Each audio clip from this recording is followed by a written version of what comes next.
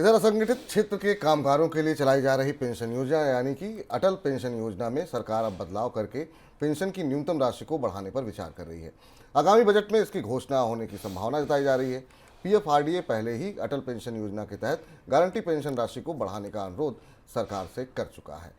Sir, अटल pension योजना में बदलाव की आवश्यकता क्यों दिखाई दे रही है? अटल पेंशन योजना जैसी स्कीम है भारत में सरकार की के कामकाज में विशुद्ध रूप से प्रतीकवाद का उदाहरण है। आप इसका सिंबॉलिज्म समझ सकते हैं। 60 साल की उम्र होने के बाद अटल पेंशन योजना में गारंटीड पेंशन अधिकतम कितनी है? 5,000 रुपये पर मंथ, न्यूनतम है 1,000 रुपये पर मंथ।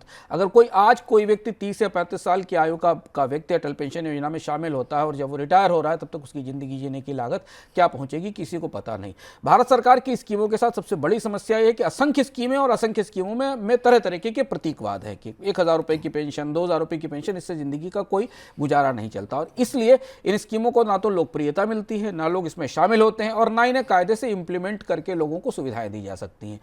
यह बात बार बार कही जाती रही। अब फिर ये कोशिश हो रही है कि अटल पेंशन योजना की में दरों को बढ़ाया जाए। कितनी बढ़ोतरी की जाएगी?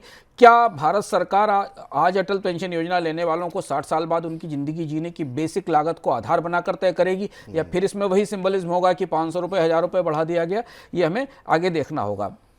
लेकिन अगर 1,000 रुपये की मिनिमम पेंशन किसी को मिलती है और 18 साल की एज में वो इसे ज्वाइन करता है मौजूदा व्यवस्था में, तो उसे 42 रुपये पर महीने जमा करने होते हैं। तब वो 18 साल की उम्र में 42 रुपये पर महीने जमा करेगा और 60 साल की उम्र से 1,000 रुपये की पेंशन मिलेगी, जो कहीं से भी तर्कसंगत, किसी भी स्थिति में तर्कसंगत नहीं लगती। तो इस स्कीम में पीसमील बदलाव करने के बजाय बेहतर ज़रूरत ये होगी कि सरकार भारत में असंगठित क्षेत्र के श्रमिकों के लिए एक बड़ा सोशल सिक्योरिटी स्ट्रक्चर लेकर आए और जिसमें सब्सटेंशियल ढंग से उनकी ज़िंदगी जीने की लागत को आधार बनाकर उन्हें पेंशन दी जाए, बजाय कि ये प्रतीकात्मक रूप से 1,000 रुपये, 500 रुपये, 2,000 रुपये की पेंशन की स्कीमें चलाई जाए।